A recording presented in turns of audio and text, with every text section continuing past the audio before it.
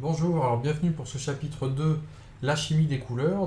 Dans ce chapitre, on va voir pourquoi certaines molécules sont colorées et d'autres non. On va voir aussi la différence entre pigments et colorants, comment les extraire, et puis d'autres activités. Alors, la synthèse soustractive, les pigments. Alors les pigments, il faut savoir que ce sont comme plein de petits grains qui sont en suspension dans un liquide. Ils ne sont pas miscibles à ce liquide.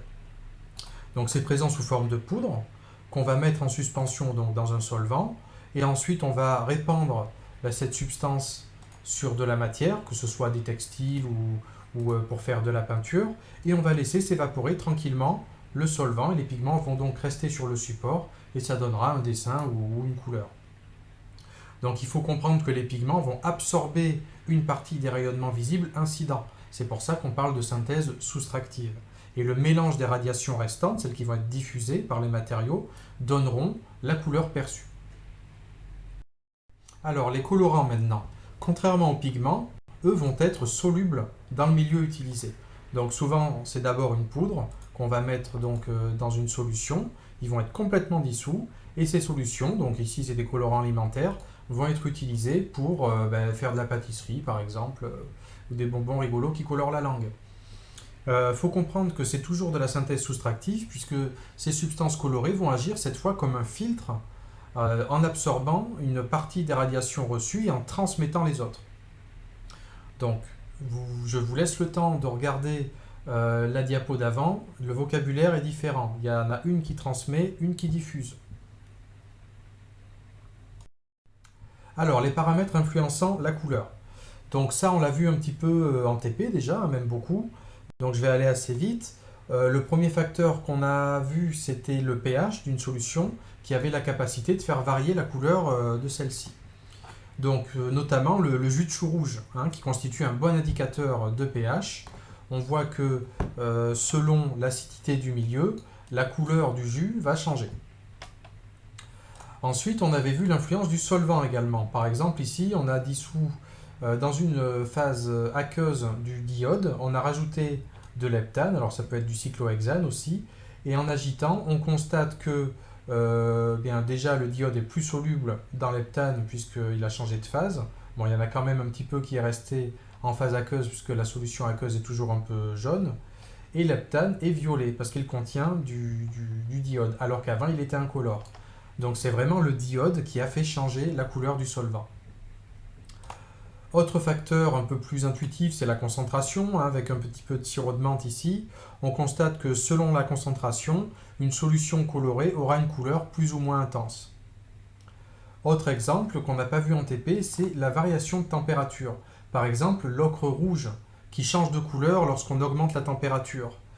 Hein, vous voyez, au début, il est orange et après, une fois chauffé, il va devenir rouge. Pour bien comprendre ces différences de couleurs, on va s'intéresser d'abord à la structure des molécules organiques colorées.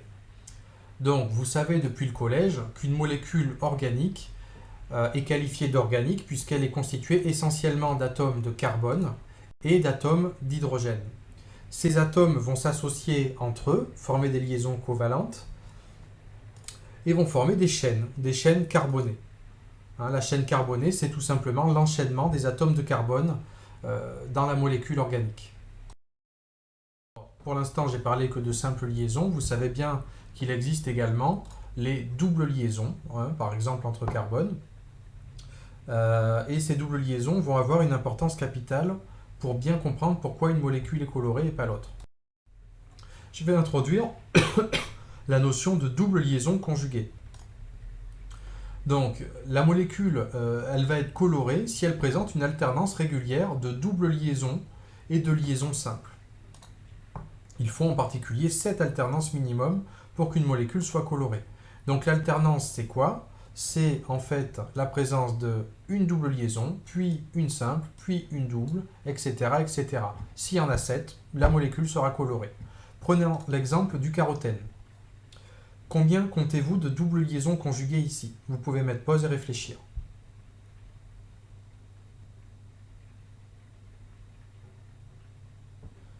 Alors, combien est-ce qu'on en compte? On en compte 1, 2, 3, 4, 5, 6, 7, 8, 9 et 10. 10 doubles liaisons conjuguées. Donc la molécule va être colorée. Hein, et puis ça tombe bien, parce que le carotène, c'est ce qu'il y a dans la carotte, c'est ce qui donne la couleur de la carotte. Donc, une absorption dans le visible nous donnera une molécule colorée. Alors ça, je vous laisse vous référer au chapitre de physique, c'est l'histoire des couleurs complémentaires. Alors une remarque supplémentaire qu'on développera dans les applications, c'est la présence de groupes caractéristiques tels que OH, NH2, ou oxygène, etc., qui peut provoquer un accroissement de la couleur du matériau. Parfois, on va avoir 6 doubles liaisons conjuguées, par exemple, et la molécule sera quand même colorée. Donc, si on vous demande d'interpréter ça, il suffit juste de regarder s'il y a des groupes caractéristiques sur la molécule. Si c'est le cas, vous pouvez parler de groupements chromophores, on appelle ça, et ils vont participer à la coloration de la molécule. On verra ça dans les exercices. Alors voilà un autre exemple de molécule colorée. Il s'agit de la chlorophylle. Donc je vous laisse pour la prochaine séance. Et puis même vous pouvez faire sur Moodle, là l'application notée, le petit questionnaire. Dites-moi sur cette molécule combien de doubles liaisons conjuguées il y a. Alors si vous ne voyez pas trop la molécule, vous tapez chlorophylle sur Google, il y aura plein d'autres formes proposées. Et intéressons-nous particulièrement au cas des indicateurs colorés. Je pense au jus de chou rouge par exemple. Pour comprendre, on a des indicateurs colorés un peu plus simples, tels que le bleu de bromothymol par exemple.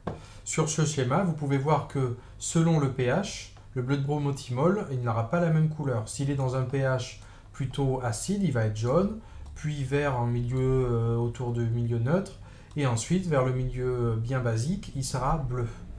La phénophtaléine, par contre, elle va être incolore dans des pH acides et va devenir rose magenta dans des substances plutôt basiques.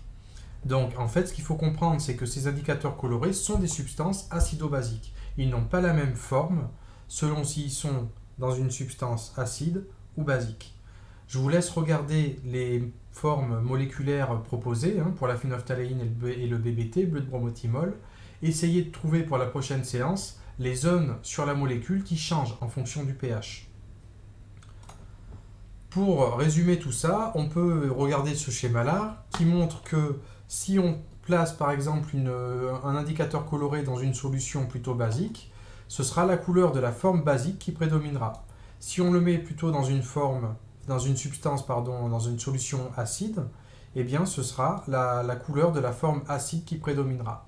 Si on est dans ce qu'on appellera plus tard en terminale dans la zone de virage, eh bien on aura un mélange des deux formes et on aura une synthèse soustractive des couleurs.